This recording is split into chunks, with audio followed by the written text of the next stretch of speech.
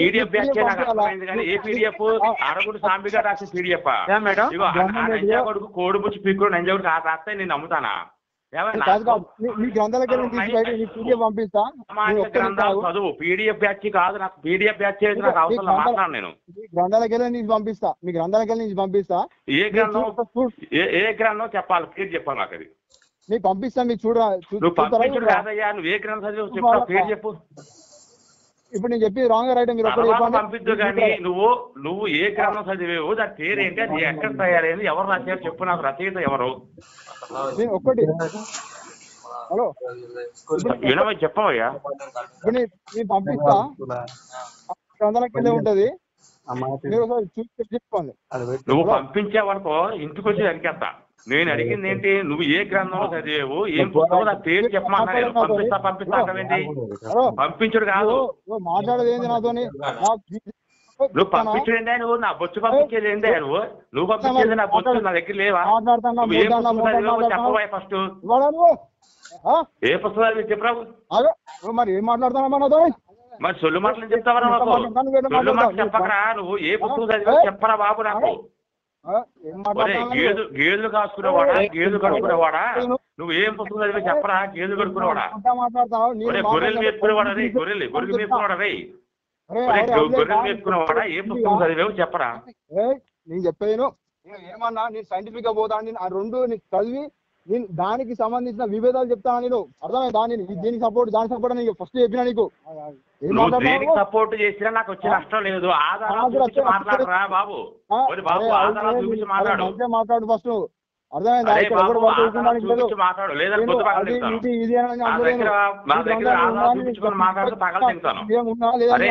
అడిగినా నిన్ను. నువ్వు ఆధారాలు చూపించుకుని మాట పగలు దిగుతారా అని చెప్పి నేను మిమ్మల్ని అడిగింది ఏంటిది, అది నిజంగా ఉన్నా లేదని అడిగిన నేను నిన్నో కాడా. అర్థమవుతుందా? నేను ఇట్లా విష్ణు ఇట్లా జరిగింది అట నిజమేనా నేను అడిగినా లేదా మిమ్మల్ని? నేను కన్ఫర్మేషన్ చేసుకుంటా నీ దగ్గర మీరు చదువుకుంటారు కావచ్చు అని. నువ్వు ఇట్లా పంపించాలంటే ఏంటి ఏం మాట్లాడతారు? అయ్యా ప్రైజ్ లార్డ్ అండి, నేను పాస్టర్ మాట్లాడుతున్నాను. ఎవరో ఫోన్ చేసి కలిపారు నాకు. నేను పరలోకాన్ని మాట్లాడుతున్నానండి. చెప్పండి, ఎవరు నాకు కాల్ చేశారు? కన్ఫర్మేషన్ జరుగుతుంది. నేను ఏంటంటే నాకు ఎందుకు అంటే నేను కొన్ని చదివినా కాకపోతే మొత్తం చదవలేదు, కాకపోతే కొన్ని కన్ఫర్మేషన్ అడుగుతా అంటే దానికి క్లారిఫికేషన్ ఇస్తలేడు. అంటే ఇట్లా జరిగింది అంటే మీ దాంట్లో నిజమేనా నేను అడుగుతాను.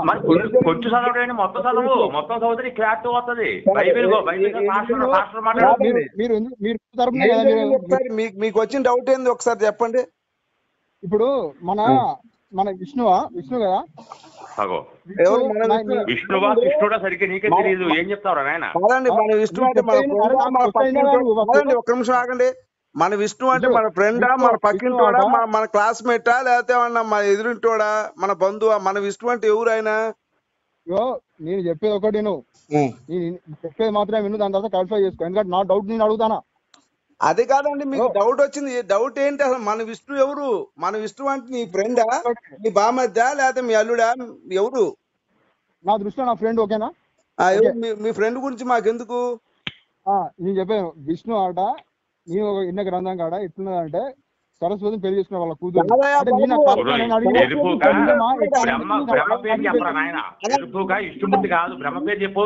అని ఒకసారి ఒక్క నిమిషం నాకు ఇవ్వు, నేను పాస్టర్ పరలోకాన్ని. తమ్ముడు మైండ్ ఉందా, మైండ్ లేదా? మైండ్ మోకాల్లో పెట్టుకున్నావా, అరికాల్లో పెట్టుకుని వచ్చావా? నాకు అర్థం కాదు. అసలు నీకేం డౌట్లు వచ్చినాయి? నా బొచ్చులో డౌట్లు, నీకేంట్రా డౌట్లు? నాకు అర్థం కాదు. అరే యెహోవా తండ్రి దగ్గర కూతురు బండ పెట్టిన అక్కడ బొచ్చుగాళ్ళు మీరు అడగరు పాస్టర్ని. అరే తండ్రితో కూతురు బండ పెట్టమేంద్రా అని బొచ్చుగాళ్ళు అడగరు మీరు. అరే లోతు కూతురుతో సెక్స్ చేస్తే ఎందుకు రాశారా ఈ దరిద్రం అని చెప్పి అడగరు మీరు. అడగరు మీరు. అరే మీకు డౌట్ లేమో డౌట్ రా, మీరు మనుషులా పశువులా? కడుపు కండం తింటున్నారా లేదంటే యెహోవా పెంట తింటున్నారా? మీరు మనుషులా పశువులా? అది ఎవడో గాడిలో ఎవరికి చెప్పిందా అని మీరు చదివిస్తావండి. అరే మీరు బైబిలే చదివిస్తావరు. ఆడెవడో కొడుకు చెప్పింది తీసుకొచ్చి మా ముందు తీసుకొచ్చి పిచ్చి మాట మాట్లాడతారు. ఎక్కడి నుంచి తగలబెట్టారా మీరు? కావాలి జాంబిలా తయారు చేసి మిమ్మల్ని నాకు అర్థం నేను కాదు. ఇది గొప్ప అది ప్రశ్న గొప్ప అడిగితే అంటలేను. ఆ ప్రశ్నకి సరైన సమాధానం చెప్పేటట్టు ఉండాలి. ప్రశ్న అయినా కొంచెం ఖచ్చితంగా బాగుండాలి. మాట్లాడుతున్నావు అంటే నువ్వు ఏ ఎంత ప్రశ్న నీ ప్రశ్న నీ బొంద? నేను పాస్టర్ పరలోకాన్ని రా బాబు, నేను పాస్టర్ అని చెప్పు. లోతు లోతు కూతున్న శక్తి కారణం యెహోవా కదా. నాకు కొన్ని లక్షల మందిని యెహోవా ఐగుప్తు దేశం నుంచి తీసుకెళ్లి కొన్ని లక్షల మంది తల నరికిచ్చాడు యెహోవా. మరి అవన్నీ ఏం బిగుతాడు యెహోవా? మాట్లాడతలేను, నేను ఇది గురించి మాట్లాడతలేను. నేను ఏంటంటే నేను పాస్టర్ ని. ఇప్పుడు ఏమైనా ప్రశ్న ఉంటే కరెక్ట్ గా ఉండాలి. అసలు విష్ణుకి సరస్వతికి ఏంటి సంబంధం? నేను కరెక్టే ఉన్నా. నేను నాకు డౌట్ వచ్చిన డౌట్ క్లారిఫై చేయమని. ఇప్పుడు దీని వల్ల ఏంటి ఉపయోగం ఏంటి? నాకు ఉపయోగం ఏంటంటే నాకు ఉపయోగం ఏంటి క్లారిటీ వచ్చింది అనుకో, నా కన్ఫర్మేషన్ అని చాలా చేసేది ఉంటుంది. నాకు చెప్పు, నీ డౌట్ చెప్పు. నా మాటల మీద నేను రీసెర్చ్ చేస్తాను. నేను చెప్తా విను. విష్ణువుకి సరస్వతికి ఏవి సంబంధం లేదు. ఓకేనా? హిందూ మతంలో హిందూ వాళ్ళే చెప్పింది నాకు కొంచెం జరిగింది ఇట్లున్నదని. అట్లా కాదు, ఎవడు చెప్పడు. మీకేందంటే మీ మెదడులో ఏదో పిచ్చి ఆలోచన వస్తుంది. మిమ్మల్ని ప్రశ్నిస్తున్నాం కాబట్టి, మీ బైబుల్ బండారాన్ని బయట పెడతాం కాబట్టి, మీ బైబుల్లో ఉన్నటువంటి తండ్రి కూతుళ్ళ శక్తికి బయట పెడతాం కాబట్టి, మీ బైబుల్లో ఉన్నటువంటి తల్లి కూతుళ్ళ సెక్స్ బయట పెడతాం కాబట్టి, మీ బైబుల్లో ఉన్నటువంటి మామ కోళ్ళ సెక్స్ బయట పెడతాం కాబట్టి, మీ యెహోవానే తల్లితో కూతుర్ని పెట్టిన విషయాలు మేము బయట పెడతాం కాబట్టి, మీ యెహోవా దేవుడు భార్యలు మనుషులతో సెక్స్ చేశారని చెప్పి ఏడుతున్నాడు. వాడు ఏం బీకారు మరి? నేను నమ్మేది ఒక్కటే దేవుణ్ణి. ఆ దేవుడు అంటే ఎవరు కాదు, అసలు దేవుడు ఎవరు ఆ దేవుని నమ్ముతా. నువ్వు నమ్మే దేవుడు చెప్పు ఒకసారి నాకు. మాట్లాడుతాను అర్థమవుతా. నువ్వు నమ్మే దేవుడు ఎవడో చెప్పవయ్యా. నాకు దేవుడు అంటాడు లోకాన్ని సృష్టించిన దేవుడు. ఆడెవడు? వాడు ఎవడు? ఆ లోకాన్ని సృష్టించినోడు ఎవడు? మీ తాత, మీ ముత్తాత, మీ మామ, మీ నాన్న ఎవడాడు? మా నాన్న మీ నాన్న అని కాదు, లోకాన్ని సృష్టించినోడు ఎవడు? ఆ దేవుడు. లోకాన్ని సృష్టించినోడు ఎవడో చెప్పు. వాడెవడు? నాకు దేవుడు శివుడు అబ్బాయి. నా శివుడు నా సృష్టికర్త. ఆయన గురించి నేను చెప్తా. నీ దేవుడు ఎవడు చెప్పు నువ్వు. నా దేవుడు శివుడు సృష్టికర్త. ఆయనే స్థితి లయకారుడు. సృష్టి స్థితి లయకారుడు శివుడు సృష్టికర్త. నేను నమ్మాను. నా దేవుడు ఇంత మంచివాడని చెప్తా. నా దేవుడు లోకాలన్నీ బాగుండాలని చెప్పేసి విషాన్ని కంట్రోల్ నింపుకున్నాడు. నా దేవుడి దగ్గర పాములుంటాయి, కప్పలుంటాయి, తేళ్లుంటాయి, మనుషులుంటారు. సకల జీవరాశులు నా దేవుడి దగ్గర చల్లగా బతుకుతారు. నీ యెహోవాలాగా నా దేవుడు తండ్రి కొడుకులను బండబెట్టు. నీ యెహోవాలాగా నా దేవుడు అన్న చెల్లిని బండబెట్టు. నీ యెహోవాలాగా నా దేవుడు మామ కోళ్ళను బండబెట్టు. నీ యెహోవాలాగా నా దేవుడు చిన్నపిల్లలను చంపుకొని తినమని చెప్పడు. నీ యెహోవాలాగా నా దేవుడు కన్ని పిల్లల టెస్టులు చేపించి రాత్రి కొట్టేస్తాడు. నీ యెహోవాలాగా నా దేవుడు ఒకటి పిల్లల్ని ఒకటి దగ్గర బండబెట్టడు. నా శివుడు ఉత్తముడు మంచివాడు. నీ యెహోవా చెప్పు. ఇప్పుడు ఇంకా ఎక్కడ పోయిందని చెప్తున్నా నాకు తెలుసు, ఆ కథలు నాకు తెలుసు. నేను క్లారిఫికేషన్ కోసం అడిగితే వీళ్ళు ఏం చెప్తాను అంటే, నాకు క్రిస్టియన్ పరంగా హిందూ పరంగా ఉన్న డిఫరెన్స్ మన ఇద్దరి మధ్య నచ్చిన టాపిక్ నేను అది రాంగ్. అది చెప్పేది కూడా వీళ్ళు. హలో అన్న, మీరు మాట్లాడేది కూడా రాంగ్. నేను క్లారిఫికేషన్ కూడా అడిగితే మీ క్లారిటీ ఇస్తాను. మీరు అడిగే ప్రశ్న కరెక్ట్ గా ఉంటే దాన్ని మేము కరెక్ట్ గా సమాధానం చెప్తాం. విచిత్రంగా నువ్వు ప్రశ్నలు అడిగితే కోపం వస్తుంది మాకు. అన్న ఒక్క నిమిషం. ఇప్పుడు మన పురాతన గ్రంథాల ప్రకారం కూడా మనకు శివుడు తప్ప ఈ సృష్టికర్త అంటే అసలు ఈ భూగోళము ఈ పరిస్థితి పుట్టడానికి కారణమే ఒక శూన్యంలోకి వెళ్ళి పుట్టింది. ఇది అవును, ఓంకారం నుంచి ఉద్భవించిందండి. ఓంకారానికి అధిపతి శివుడండి. ఏరి కాదబ్బా.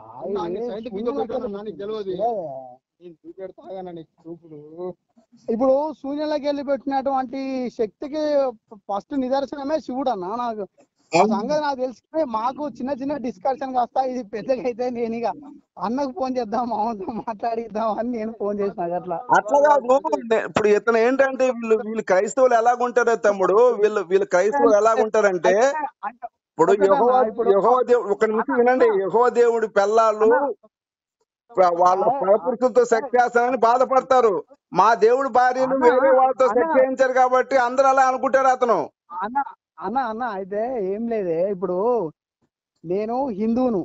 ఆ, నేను నాకు సోమవారం అయితే నేను శివునికి ధ్యానం చేసుకుంటా, శుక్రవారం అయితే మన ధనలక్ష్మి మాతకు ధ్యానం చేసుకుంటా, శనివారం అయితే మళ్ళా వెంకటేశ్వర స్వామికి చేసుకుంటా. అంటే నా పరంగా నేను క్లియర్గా ఉంటా. మావాడు ఏంటంటే వాళ్ళు క్రిస్టియన్స్, అదే ఒక చిన్న మాట అది కాదు ఇది కాదు అన్నావు అని ఒక మాట వస్తే అయితే నేను సమాధానం చెప్పలేని విధంగా నాకు డిబేట్ ఇస్తాడు మావాడు. అయితే నేను ఏం చేసిన అంటే ఇట్లా గోపన్న నేను యూట్యూబ్ లో ఉన్నది కదా అన్నది నంబర్, ఉమ్. అయితే ఒక్కసారి మరి అన్నకు ఒకసారి మాట్లాడిద్దాం, మరి మావోనికి తగిన ప్రశ్నలకు సమాధానం ఆడ అదండి. దొరుకుతుందేమో అనే ఉద్దేశం మీద నేను కల్పించిన అట్లా. అట్లాగా అసలు క్లారిటీ ఏంటి సంబంధం? వాళ్ళు పెళ్లి చేసుకుంటారు, వీళ్ళు ఇది చేశారంటే అసలు సంబంధం లేకుండా ప్రశ్నలు అడగటం తప్పు కదా. అవునా? మరి గోపెన్ లేడు అనే, గోపెన్ ఉంటే కరెక్ట్ చెప్పేటోడుగా. నీకేం కావాలి చెప్పు, సమాధానం చెప్తా. ఏం కావాలా అడగండి అతన్ని. ఒక్కడన్నా నేను నేను హిందూ పరంగా వాదిస్తానా, ఆయన వేరే పరంగా వాదిస్తాడు, మా ఇద్దరి మధ్యన డిబేట్ కుదురుతలేదని నేను అన్న కనెక్ట్ చేసిన. ప్రశ్న ఏంటో చెప్పండి. మీకు ఏమి కావాలి, మీ ప్రశ్నలు ఏంటి చెప్తే దానికి క్లారిటీ ఇస్తా. మీకు హిందూ పరంగా కావాలా, క్రైస్తవ పరంగా కావాలా, ఏం కావాలి? అన్న ఒక్కటన్నా, నేను హిందూను. ఓకే, నువ్వే కదా చెప్పేది. నేను 100 సార్లు చెప్పేప్పుడు నువ్వు హిందూ అని. ఇక్కడ పుట్టిన ఈ దేశంలో పుట్టిన వాళ్ళు ప్రతి ఒక్కరు హిందువులే. గతంలో ముస్లింస్ చాలా మంది బెదిరించో చంపుతా అని చెప్పో కొంతమందిని మతం మార్చారు. తర్వాత క్రిస్టియన్స్ వచ్చేసి ఏంటి వాళ్ళకి డబ్బులు ఇచ్చో, లేదంటే మీకు జబ్బులు బాగోతాయనో, లేదంటే మీకు ఆర్థికంగా బలపడతారనో, లేదంటే మీరు మిమ్మల్ని చిన్న కులస్తులని అగ్ర కులస్తులు మిమ్మల్ని ఇంత అన్యాయం చేశారనో, ఇట్లాంటి కుయుక్తులు కుట్రల బండి మత మార్పులు చేశారు. ఈ దేశంలో పుట్టిన వాళ్ళు ఇప్పుడు మతం మారినటువంటి ఇస్లాంలో ఉన్న వాళ్ళు కానివ్వండి, ఈ క్రైస్తవులో ఉన్న వాళ్ళు కానివ్వండి, క్రైస్తవులో ఉన్నటువంటి వాళ్ళు ఇప్పుడు మేము క్రైస్తవులని చెప్పుకోలేక చెప్పుకుంటున్నటువంటి వాళ్ళు 100% హిందువులే ఉన్నారు. ఇక ఇస్లాంలో చూసుకుంటే 170% హిందువులే ఉంటారండి నాకు తెలిసి. ఎందుకంటే మతం మారిపోయారు. అన్న నేనేమంటున్నా అంటే నా గొంతు ప్రకారం నేను ఏమన్నా మార్చగలనేమో, నాకు కొంచెం సజెషన్ ఇవ్వండి. అంటే నా వరకు నేను ఎట్లా చూస్తాను అంటే, నేను కూడా మాక్సిమం అందరినీ అంటే క్రిస్టియన్ పరంగా ఉన్న వాళ్ళని కూడా మన దాంట్లోకి అంటే మన దాంట్లో మంచి ఏందో చెడేందో గోపన్న చెప్పినట్టుగా కొన్ని థియరీస్ చెప్పానా మన దాంట్లో. అంటే దేవుడు అంటే ఏందో నిజ స్వరూపం తెలవాలి కదా అన్న అందరికి. ఇప్పుడు మొన్న దుబాయ్ లో వల్ల కలవడం జరిగింది. అంటే చెప్తానా, అది ప్రకృతి వైపరీత్యం అని అనుకుంటే ఎట్లా? దేవుని యొక్క కన్నెర్ర చేసిన విధానం అని కూడా అనుకోవచ్చు కదా. అట్లా నేను ఆ పరంగా అంటే ఇక్కడ నేను ఒక విషయం చెప్తానండి. ఒక్క నిమిషం వినండి. నిజంగా దేవుడు అనేవాడు కన్నెర్ర చేయటము, బీభత్సంగా వర్షాలు కురిపించి నాశనం చేయటం, లేదంటే కరువు తీసుకొచ్చి నాశనం చేయటం, లేదంటే అగ్నివర్షం కురిపించి నాశనం చేయటం చేయడండి. భగవంతుడు అనేవాడు ఏం చేస్తాడంటే నువ్వు చేసేటువంటి కర్మ ఫలితాన్ని నీకు ఇస్తాడు అంతే. ఇంకొకటి, నన్ను నమ్మవు, నీ ఇష్టం పోరాబాయ్ అంటాడు. నీకు కష్టం వచ్చినప్పుడు పట్టించుకుంటా లేత లేదు. నువ్వు నిజంగా చెప్పేది వినండి, నువ్వు నిజంగా భగవంతుని పట్టుకుంటే నీకు ఏ కష్టం లేకుండా ఆయన చూస్తాడు. లేదు నువ్వు భగవంతుని పట్టుకోలేదా, నిన్ను వదిలేస్తాడు అంతే. నీ ఇష్టం, నువ్వు వచ్చినప్పుడే రారా బాబు, తెలుసుకున్నప్పుడే రా, అప్పుడే నీకు నేను సాయం అంటే అప్పటికీ సాయంగానే ఉంటాడు నీకు. నువ్వు ఆయన పట్టుకుంటే నీకు ఇంకా సాయంగా ఉంటాడు. భగవంతుడు శత్రువు కాదు. నన్ను కొనకపోతే నాశనం చేస్తాడు భగవంతుడి తత్వం కాదు. అది బైబుల్ గ్రంథాల్లో లేదు. గోపన్న నేను ఏమంటున్నా అంటే, బైబుల్ తీసుకుంటే నేను ఏం తీసుకుంటే, నేను హిందువుగా నేను నమ్మిన నా శివుని ప్రకారం నేను అంటే పాపాలు ఎక్కువైపోయినాయి. ఇప్పుడు మనకు హిందూ సాంప్రదాయం ప్రకారం వీరబ్రహ్మేంద్ర స్వామి చెప్పిన లిస్ట్ లో ఉన్న ఒక థియరీ ప్రకారం ఏంటంటే, పాపాలు ఎక్కువైపోవును, ప్లస్ ఇంకోటి ఏంటంటే అన్ని మతాలు కలిపి ఒకటే మతం అవును అనే ఒక పరిస్థితి ఏదైతే చెప్పిండో దాని వల్లనే ఈ పాపాలన్నీ జరుగుతున్నాయేమో అని నాకు వచ్చిన డౌట్ అంతే. ఇప్పుడు ఒకటి ఏంటంటే ఆ పరంగా నేనేం చూస్తాను అంటే, సాధ్యమైనంత వరకు నాకు తెలిసినంత వరకు నేను అంటే మన హిందూ సాంప్రదాయాలే కరెక్ట్ అయిన విషయాలు, అంటే వెనకటి నుంచి వెనకటి దాకా ఉన్నాయి ఈ సాంప్రదాయాలన్నీ హిందూ నుంచి వచ్చినాయి, ఈ క్రిస్టియన్ పరంగా నుంచి వచ్చినాయి కాదు. మనకు భూమి పుట్టినప్పటి నుంచి క్రీస్తుకు శకం ఉన్నప్పుడు ఉన్నటువంటి పద్ధతులు ఇవన్నీ క్రీస్తు తర్వాత వచ్చినప్పుడు ఆయన నేర్పించినవి కాదు, అవి అంతకు ముందు నుంచి ఉన్న సాంప్రదాయాలే ఇవన్నీ. మరి అవన్నీ ఎవరు సృష్టించిండు? ఏదైనా కానీ చెప్పేది వినండి, ఆది అంతం లేనిది సనాతన ధర్మం, ప్రపంచ శాంతికి ఉపయోగపడేది సనాతన ధర్మం.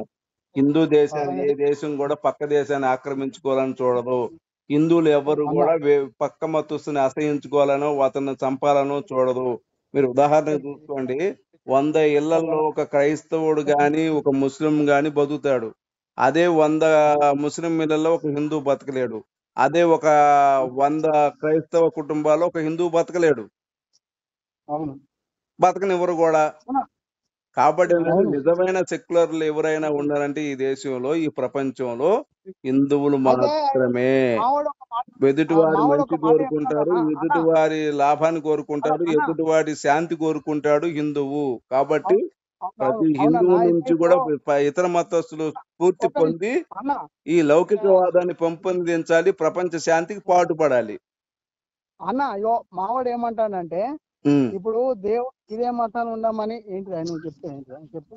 హిందూ అని క్రిస్టియానిటీ అని ఇవన్నీ దేవుడు చెప్పలేదు, ఇవన్నీ మనం సృష్టించుకున్నాం, అవన్నీ మనం సృష్టించుకున్నాం అంటాడు కానా? ఎవరండి సృష్టించింది? యెహోవానే చెప్పాడండి. యేసు కూడా చెప్తాడు ఒక ప్రవక్తలారా, మీరు భూ దిగంతములు తిరిగి మీ మతంలోకి కలుపుకోవాలని చూస్తారు, మీరు అన్యుల కంటే ఎక్కువ నరక ప్రాప్తులు అవుతున్నారు. మీ మతం అంటే ఈ క్రైస్తవ మతంలోకి మీరు మార్చుకోవాలని చూస్తుంటారు కదా, వాళ్ళకన్నా మీరు ఎక్కువ నరక ప్రాప్తులు అంటారు. మతాలు సృష్టించింది యాక్చువల్గా క్రైస్తవం అనేది బైబిల్లో ఉంది. క్రైస్తవం అనేది ఒక మతం. యాక్చువల్ గా ఇది మనుషులు సృష్టించినటువంటి సిద్ధాంతం ఏది? క్రైస్తవం. అలాగే ఇస్లాం కూడా మహమ్మద్ ప్రవక్త ఆయన రాసినటువంటిది, అది ఇస్లాము. ఇవన్నీ కూడా ఒక భగవంతుని నుంచి వచ్చింది, భగవద్గీత. అయితే ఇప్పుడు మామూలు కావాల్సింది మెయిన్ టాపిక్ అదేనాటన్నా. ఇప్పుడు మనుషులు సృష్టించాలంటే ఎందుకు సృష్టించాలంటాడు, చెప్తాను. ముస్లిం అనేది క్రిస్టియానిటీ అంటే అది ఎందుకు వచ్చినాయి, ఇవి ఎందుకు అసలు స్టార్ట్ అయినాయి, ఎందుకు వీటి మీద ఫైటింగ్ చేసుకుంటా నాకు కావాలి. ఇప్పుడు నాకు ఇస్లాం గురించి పెద్దగా నాకు అవగాహన లేదు. నేను పాస్టర్ని కాబట్టి నాకు బైబిల్ గురించి నాకు జ్ఞానం ఉంది. ఎంతో కొంత నేను చెప్తా వినండి. బైబిల్లో ఒక 40 మంది రాసినటువంటి ఒక బుక్. బైబిల్ అనేది 84 పుస్తకాలు. దాని తర్వాత 84 పుస్తకాల్లో చాలా దరిద్రాలు ఉన్నాయి. ఇది చాలా ఉపయోగపడవు, మనుషులు చదవలేరు, చదివినా ఇది వినాశనానికి కారణం అని చెప్పి దాన్ని ఏం చేశారు, 76 పుస్తకాలు చేశారు. ఆ 76 పుస్తకాల్లో ఉన్నాయి కూడా చాలా దారుణంగా ఉండేవి. ఏమో ఇవి కూడా చాలా ఇబ్బంది పడతారు, ప్రజలు నాశనం అయిపోతారని చెప్పి అవి కూడా ఏం చేశారు, 66 పుస్తకాలు చేశారు. ఆ 66 పుస్తకాల్లో కూడా చాలా వరకు దరిద్రాలే ఉన్నాయి. కాబట్టి ఏంటంటే ఈ బైబిల్ ఎందుకు రాశారు అంటే, నేను అనుకోవటం, ఒక మనిషిని బానిసగా చేసుకోవాలంటే దానికి ఒక అధికారిక పుస్తకం ఉండాలి. ఆ అధికారిక పుస్తకం ఏం ఉండాలి? మత పుస్తకమై ఉండాలి. అలా మత పుస్తకమై ఉంటే ఈ మతం అనే దాన్ని మనిషి మస్తిష్కంలోకి చేర్చి, అంటే వాళ్ళ మైండ్ లోకి చేర్చి ఆ మనిషిని బానిసగా చేసుకోవాలనేది ఈ ప్రవక్తల యొక్క ఆలోచన. అలా పుట్టిందే ఈ బైబిల్ అండి. ఒక మనిషిని బానిసగా చేసుకోవాలంటే అది ఒక మతమై ఉండాలి. ఇప్పుడు చూడండి, చెప్పేది